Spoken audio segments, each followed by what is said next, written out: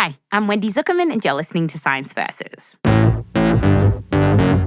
All over the internet, people are doling out advice about your relationship.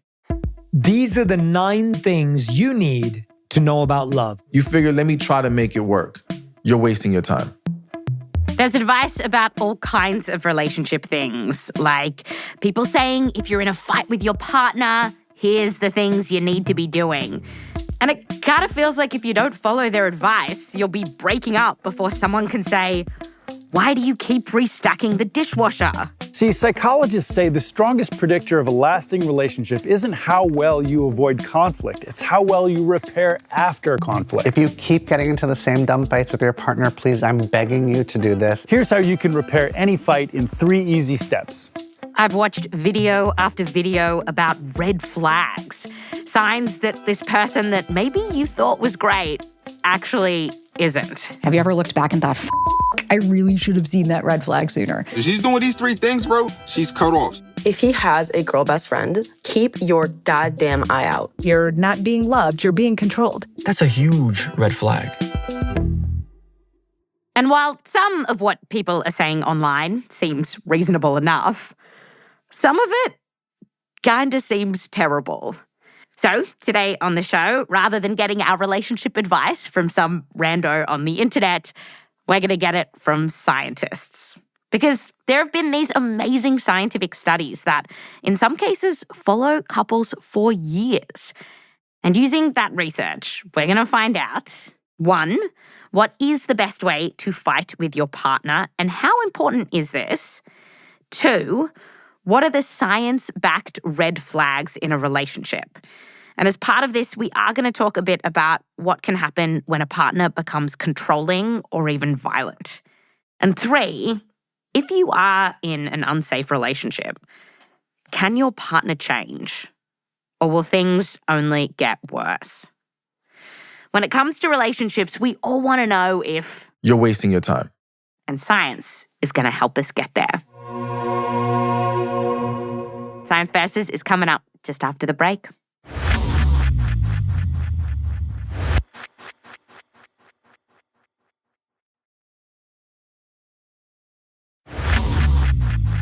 Welcome back. Today on the show, bad relationships, how can we avoid them and get, good ones? And to kick us off, I want you to meet Ben Karney. He's a psychology professor at UCLA who studies love and relationships. And he told me that what's kept him at this after decades of research is this. Everyone wants a connection that lasts. And when they have it, it feels so good.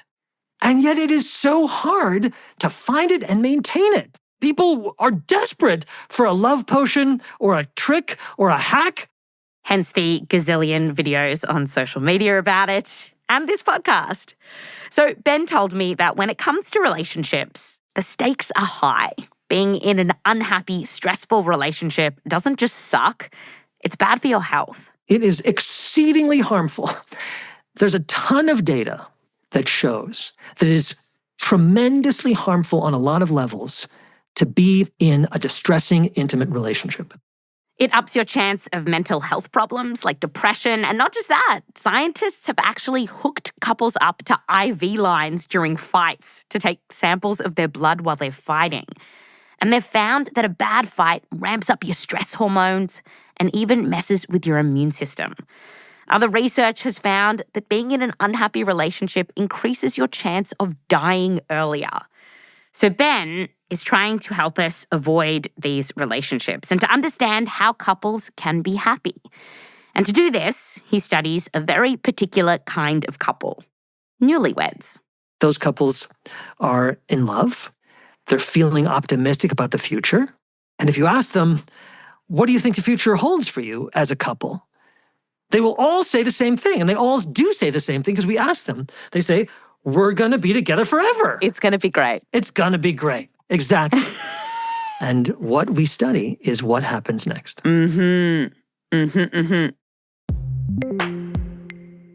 Over more than 30 years, he studied more than 1,000 couples. And these days, here's how he does it. So let's say you and your partner sign up for one of Ben's studies. So we come to your home So the lab is your home, your apartment, or your house.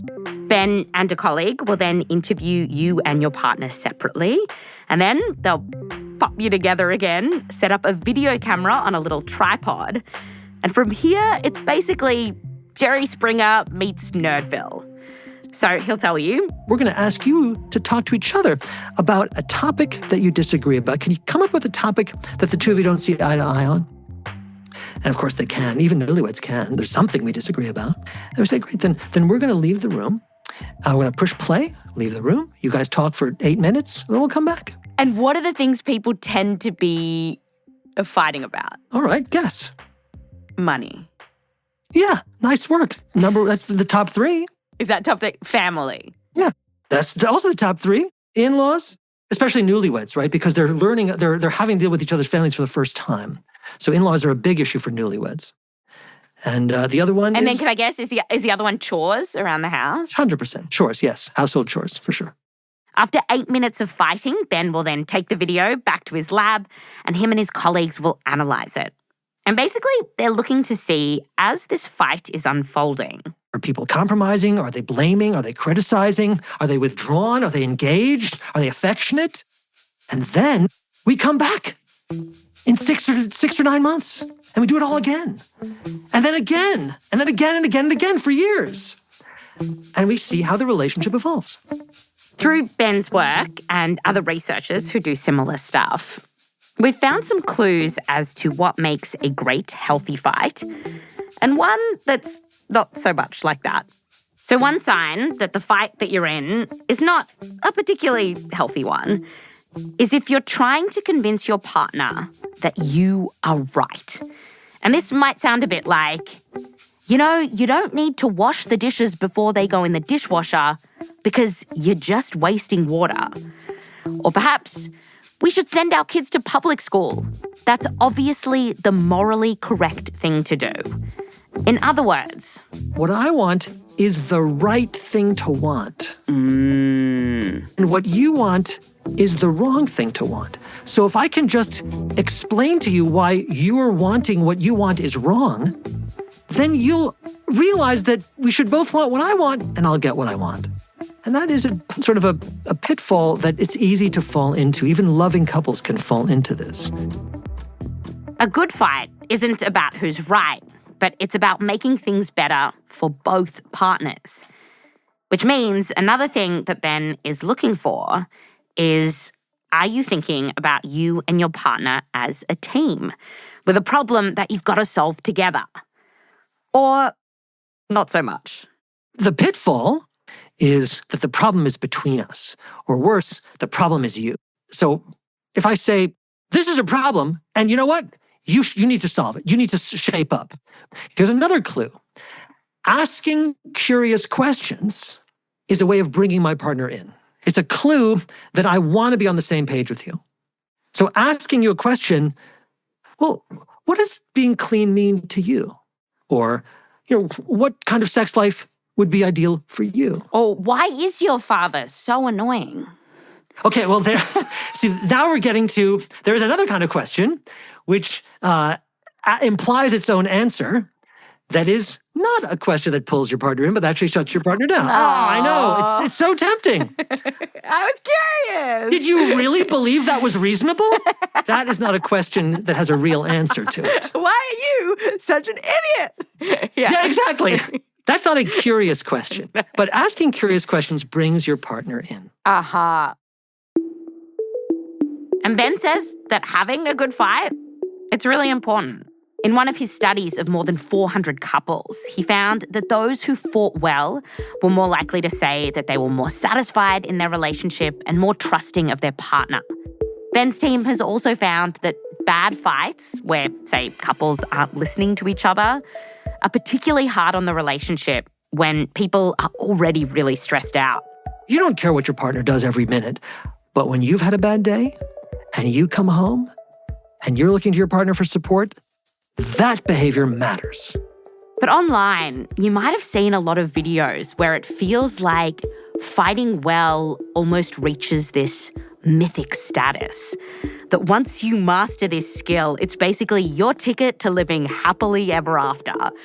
You might have heard that just by watching a couple fight, basically doing what Ben does, researchers can predict down the line who will get divorced and who won't. With 93.6% accuracy, he can tell you if a couple will get divorced by watching a silent video of them. Predict breakup or divorce at the rate of over 90%. It's scientifically proven that if you show all these signs, your marriage is in trouble. And so I asked Ben, is that true?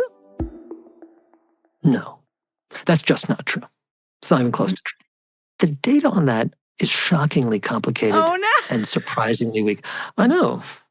The research folks online are quoting is often getting misinterpreted. And in fact, Ben says that while you can find studies showing that fighting badly predicts higher divorce rates and less relationship satisfaction, there's other studies where it's a bit messy. And one big review paper ultimately concluded that when you follow couples over time, their communication style or how well they fight doesn't consistently predict relationship satisfaction. So bottom line, you cannot just look at a couple fighting, look into your science crystal ball and give them a thumbs up or thumbs down.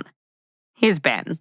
Predicting the fate of a marriage is a lot like predicting the weather. So there are clearly many couples who don't fight well and still have long and happy relationships. So then the question becomes, how? How do they do it? Well, Ben says that some happy couples who fight badly really try not to fight. That is, they avoid conflict. He gave me an example. Your political beliefs offend me. I don't agree with you. We don't vote for the same candidate. But I love you in other ways. So guess what? We're not going to be talking about politics very much in this relationship. Wow. And that's just consistent. That can last. It can. For some people. For other people, I can't not talk about politics, so this is a conflict we can't avoid. Therefore, we either figure out how to address it or we have a very bad relationship and leave it. And then money fits into this, right? Because if you have a lot of money, you maybe don't need to fight about it. Like if it's, are we going to buy the fancy couch or the not fancy couch? Go ahead, honey, buy the fancy couch. I don't care. Yeah, buy both couches.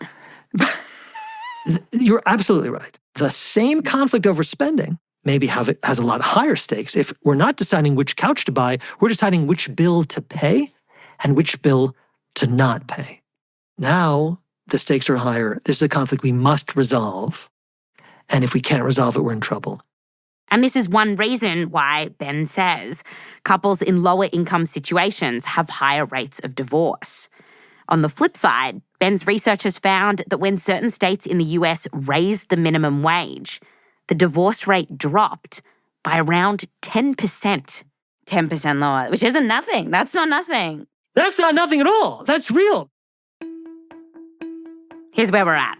A healthy fight, while it doesn't guarantee you some fairy tale relationship, staying together forever, it is still important, and it ups the chance that you're going to be happier together.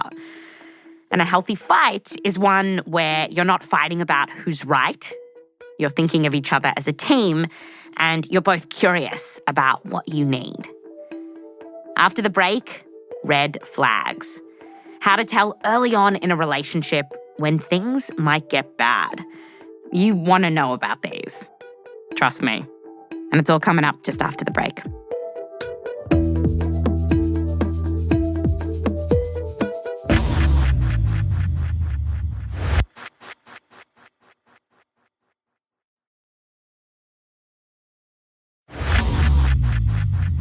Welcome back. Today on the show, forget agony aunts and getting relationship advice from influencers online. Today, we're getting it from scientists. Now, I want to talk about red flags. Online, people throw around the word red flags to mean all sorts of things. Sometimes it even feels a bit silly. But for scientists who study relationships, they say that knowing red flags is actually super important if you want to avoid nasty and even potentially dangerous relationships. And one of those scientists is Dr. Megan Haselschwerdt at the University of Tennessee. As a kid, what did you want to be growing up? As a kid, I wanted to be Oprah. I wanted to talk to people and uncover their secrets. And so I just was very intrigued as to how things weren't always what they seemed. Since Megan is interested in people's secrets, aka relationship goss, I asked her if this one odd thing that happened to me on a date was a red flag. Date number one, first dinner date. So he was wearing very tight, skinny jeans. And just as he sat down, he just unbuttoned because he was like, it's more comfortable this way. I do that because... First date. Megan, you wouldn't do it on date number one. Yeah. No, you're right. No, I wouldn't. No, that's like a marriage thing. That's like a... That's a marriage. That in and of itself to me would not be red flag. It would probably just be something I know in my head is like, like I wonder why he doesn't just wear pants that are more comfortable to him. And also be more subtle. Do better. Megan tells me that this is more of an ick, a somewhat innocuous but perhaps annoying quirk. In science land, that's very different to a red flag. To scientists like Megan, a red flag is a sign that the person you're dating is starting to control you. What you do, what you wear, who you see. And this pattern of their behavior could ultimately put your mental and even physical health at risk. And according to the data, quite a lot of us have actually been in abusive relationships like this, which is why it's really important to know how to spot what might be coming and to get out before you're in too deep.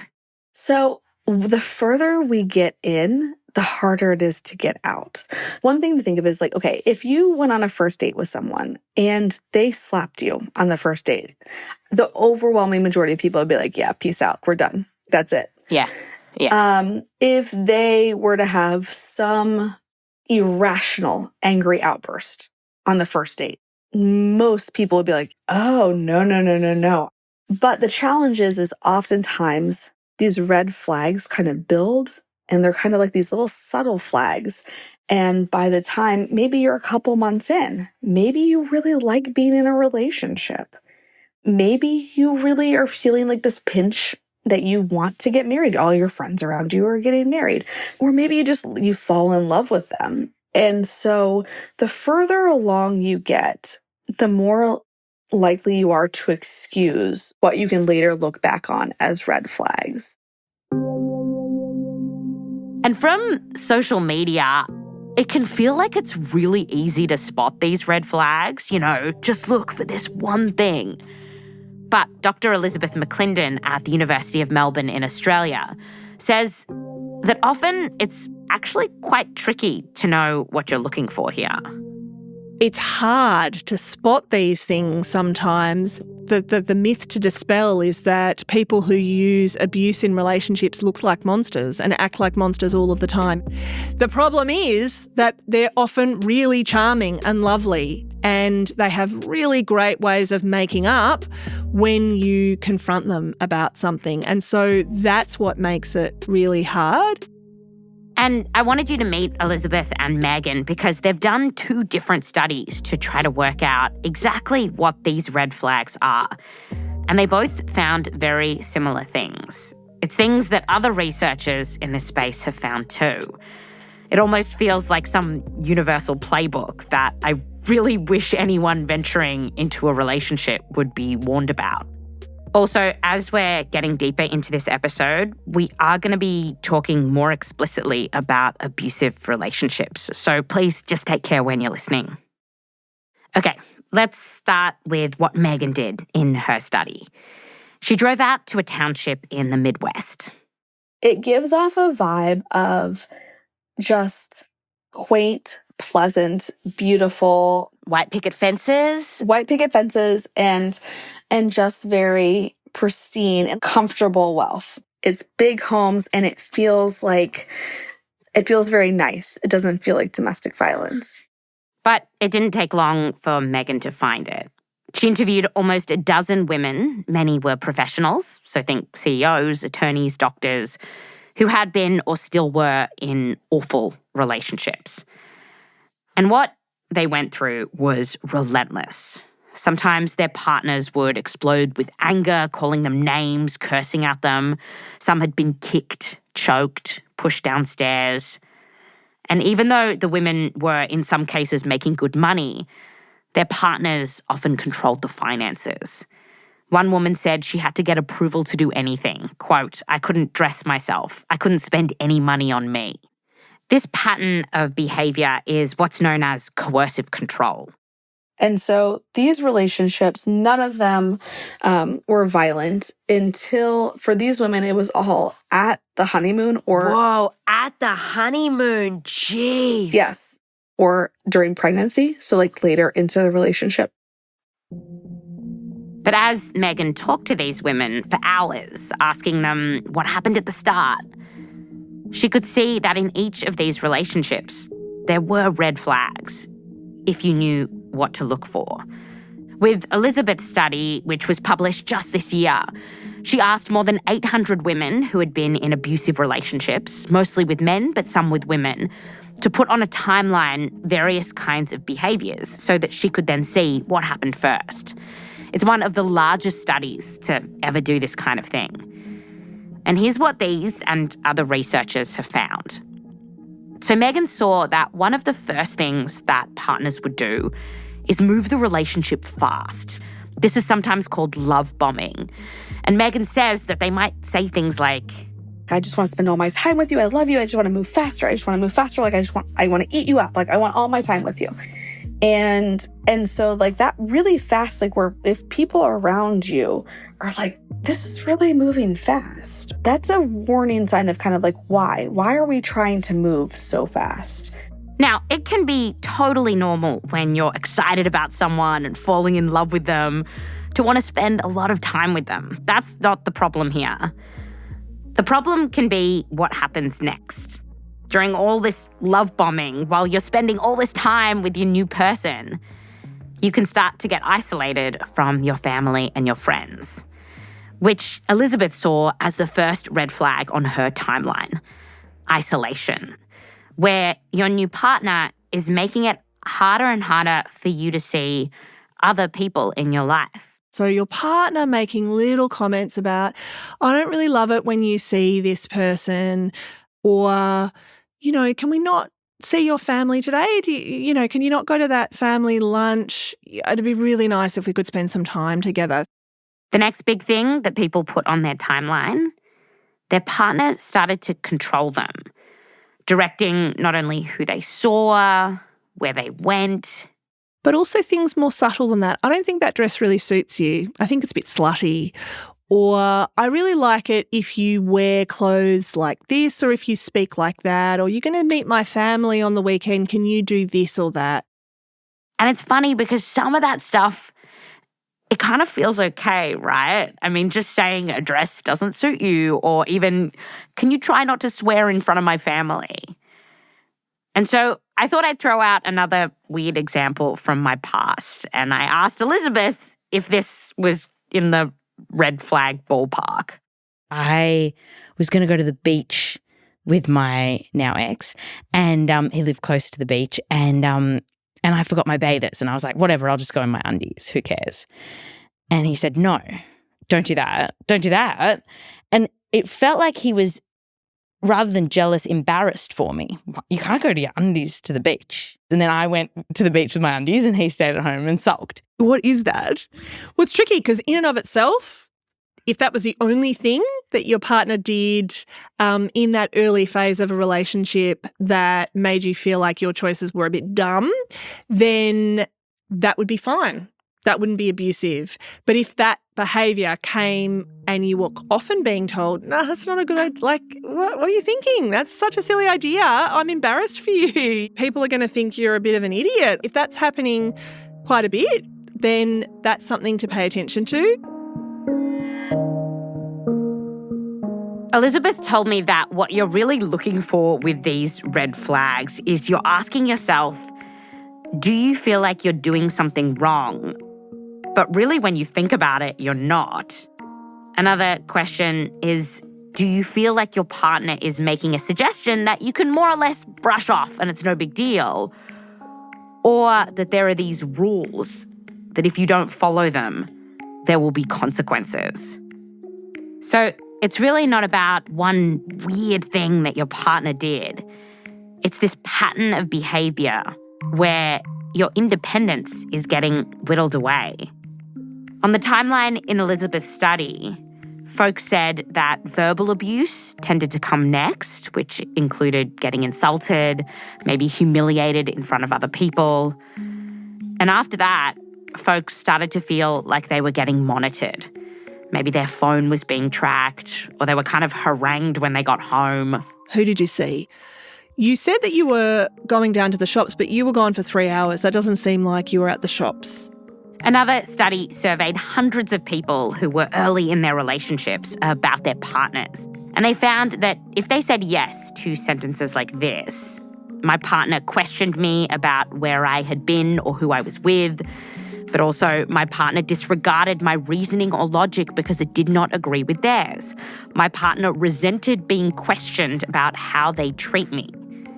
6 months down the line, they were more likely to have experienced some kind of abuse from that partner. In Elizabeth's study, on average, it was only after the couple moved in together that more obvious signs of abuse came.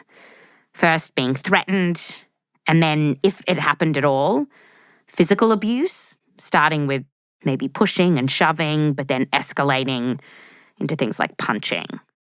Later again, often after the couple had kids, you might see sexual assault. In an analysis of more than 200 men who had killed their current or former female partner, more than 80% had done things like frightening, humiliating, and undermining their victim's self-worth before they killed them. But to be really clear here, the research shows that even if there is no physical violence, a lot of those red flags that we talked about, the isolating, controlling, monitoring, they can be abuse as well. In Elizabeth's study, around half the women who were in abusive relationships said they didn't experience physical violence. Here's Megan. Research consistently shows that incidences or discrete acts of physical violence are the least harmful in the bigger picture of a victim's or survivor's experience. So the psychological abuse, the financial abuse. Really? Yeah, those pieces are actually far more detrimental and hard to move on from. So much of like our imagery around like black eyes or bruises tends to minimize the tremendous toll of psychological abuse and like years of being kind of worn down. And Elizabeth said that a lot of the time early on in a relationship, when we see some of these red flags or feel like something's not quite right, we waste time getting hung up on the, why did my partner do this? Did they mean to hurt me? Those questions are really hard to have answered. And in a way, it doesn't really matter what the intention was. Think about how a behaviour makes you feel. That's the thing to focus on. That's what matters. But a lot of folks in these unhealthy relationships want to know, is there a chance that my partner could change? Maybe you've seen them on a good day and the relationship is great and you just think, what if they could always be like that? Which takes us to our last question. Can they change? Now, what's curious is that this kind of abuse, coercive control, it's more often perpetuated by men. And one of the common models that's trying to change men who use this kind of violence is, say, in a court-ordered men's group, teaching men that the reason they're behaving like this is because of patriarchal ideas that men should be allowed to dominate women. And this approach, as well as others out there, have had pretty mixed results. Some haven't worked well at all. In fact, one researcher told me, quote, "It was pretty jolly ineffectual." Even tactics that might be seen as go-tos here, like couples therapy, that isn't recommended for people who use this kind of violence. So what do we do? Well, there is a movement that's trying to change people who use coercive control, and they're going about it in a different way. It's one that a lot of academics that I spoke to were optimistic about.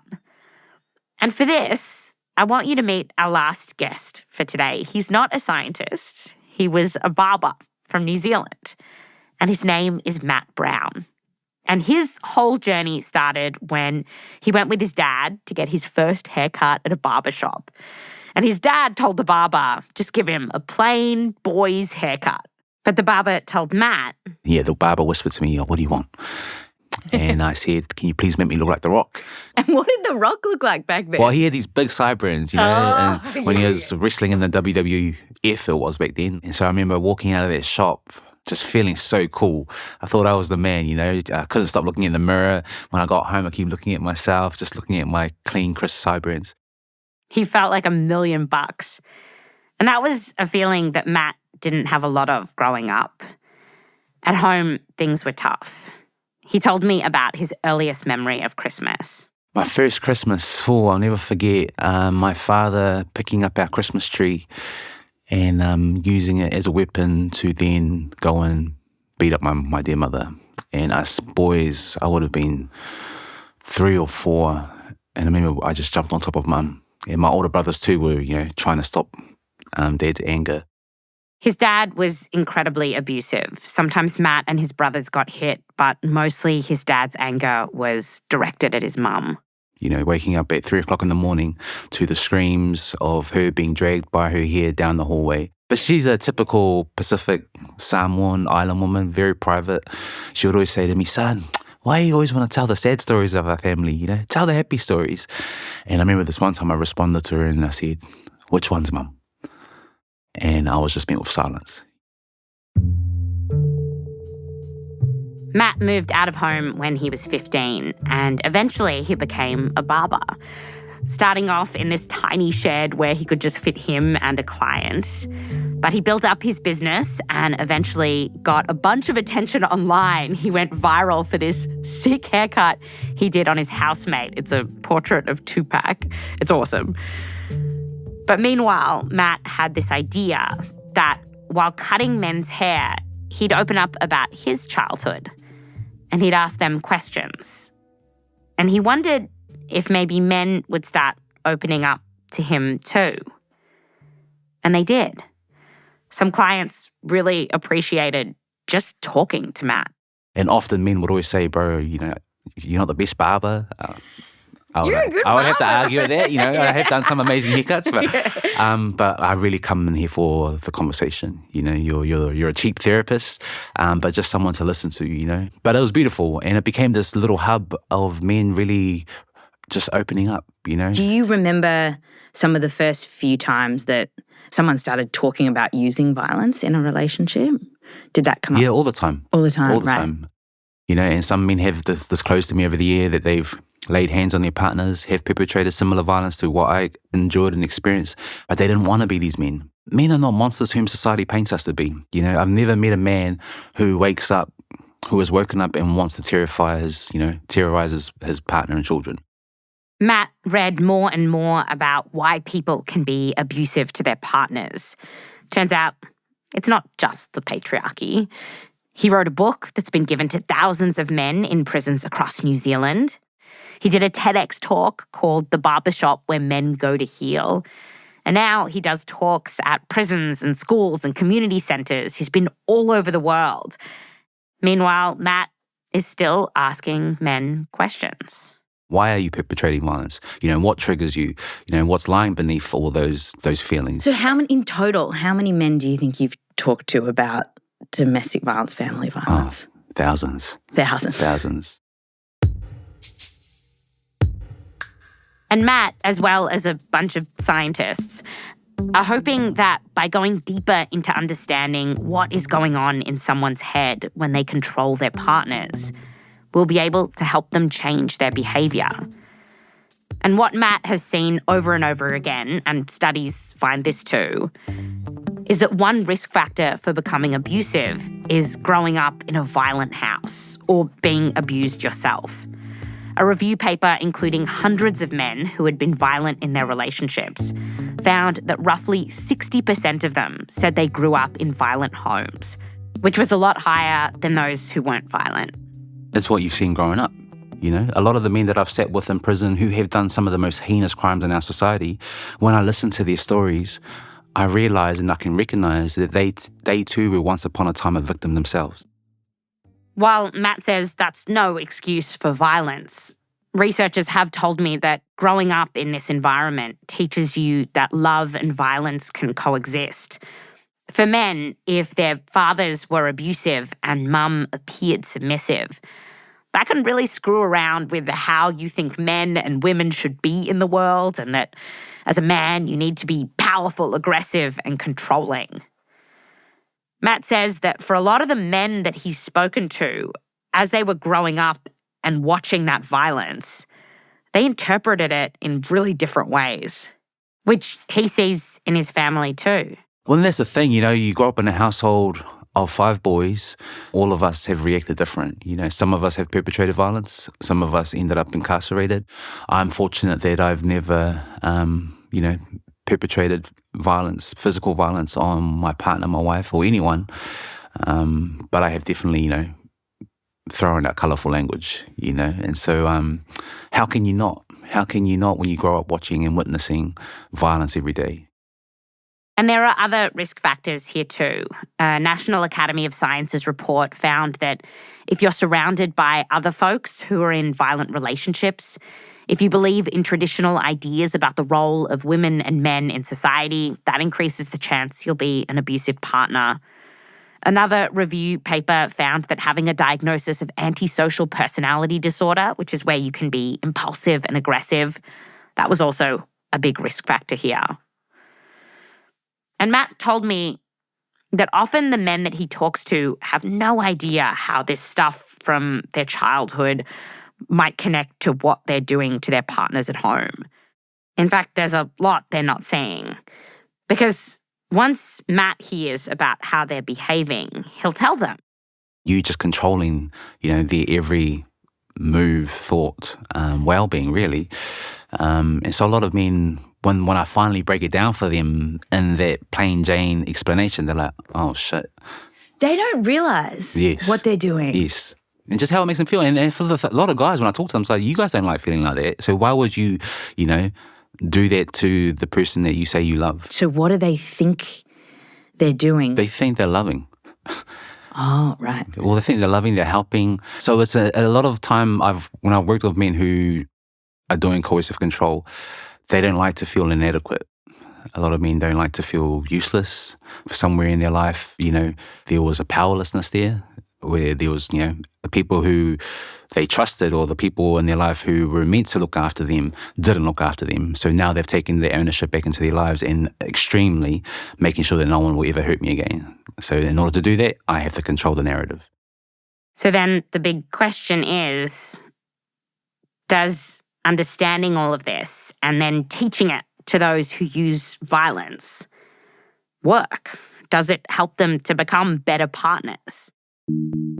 Well, one study from Iowa, which included more than 3,000 men who were arrested for domestic assault, compared those who were mandated to go to a men's group that used a more traditional model versus one that incorporates a bunch of the stuff that we just talked about. So over about 6 months, they taught men how their ideas about gender might be affecting their behaviour, but also why things that happened in their childhood might be affecting them today, what their triggers are, how to notice when they're getting angry, to take a breath and stop. And it found that while this was no silver bullet to solving domestic violence at all, it did help. For the men who completed the course, they were less likely to get a new domestic violence charge 5 years on. A big review paper called it certainly promising.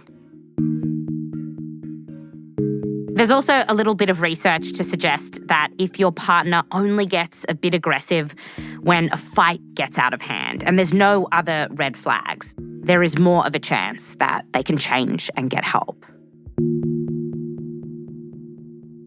But even though there is hope here, right now, science can't tell us what's the chance that your partner will change. We don't even have good numbers on how many folks who use coercive control later become great supportive partners. But what we do know is that your partner really has to accept responsibility for what they're doing and want to change. And some folks don't. In fact, while some men, like those that Matt works with, have grown up in tough backgrounds and maybe really struggle being intimate without being in control, there seems to be another, perhaps smaller group of men who know exactly what they're doing here and deliberately exploit their partners, perhaps financially, perhaps sexually. They don't give a f***. That's a direct quote from one researcher.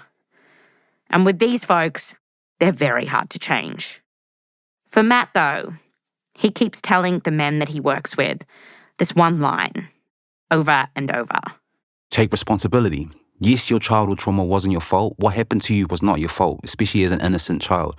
But your healing is completely your responsibility now, you know. Do you want to carry on the cycle, you know, just because it happened to you? Do you want to keep repeating the cycle? Do you ever get pushback? Oh, yeah, I've had pushback my whole career, right. You know. But yeah, I've had pushback. I mean, I work with men, you know, and men have sat in my chair. Men have booked in for haircuts just to come and challenge me. Oh, you know, just to and come what do they say? say? Well, you know, oh, Matt, you know, but, you know, violence goes both ways. I've had men sit in my chair crying because they don't have access to their children. I come from a place of, yeah, I hear you, but that's not what my... this what we call kaupapa, our movement, that phrase is. It's an invitation for us men to call each other forward. Matt, and in fact, all of the researchers I spoke to, said that if you are feeling unsafe in a relationship and you still can safely leave, don't wait for someone to change. Elizabeth said, even if you know they've had a rough childhood. That is sad, and I have empathy for somebody using violence who was exposed to violence in childhood, but that is not a good reason to stay in a relationship with that person. And so this obsession that we can have, and I can understand the reason for it about, will he change? Can I help him? I'm just trying to understand him better. It's really fraught because at the end of the day, you can have as much empathy in the world for somebody who was exposed to violence in childhood. That doesn't mean that your relationship is going to become safer.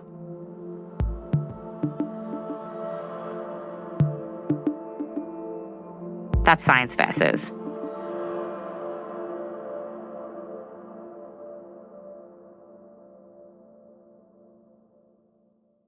This episode has 98 citations in it, so if you want to read more about anything we talked about in the show, then please just have a look at our show notes and there's a link to the transcript. Also, if this episode brought up anything for you and you want to get more resources or you just want to talk to someone, we're going to put resources in the show notes. Matt Brown has a new kids book out called This Is Not Yours to Carry, and you can find more about the new book and his work at sheisnotyourrehab.com. If you want to get in touch with us, we're on Instagram, science_VS, and I am on TikTok at Wendy Zook. Come and say hello. Let me know what you thought of the episode.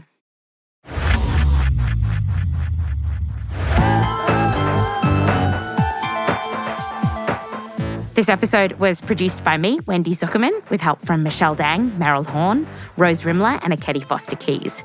We're edited by Blythe Terrell. Fact-checking by Diane Kelly.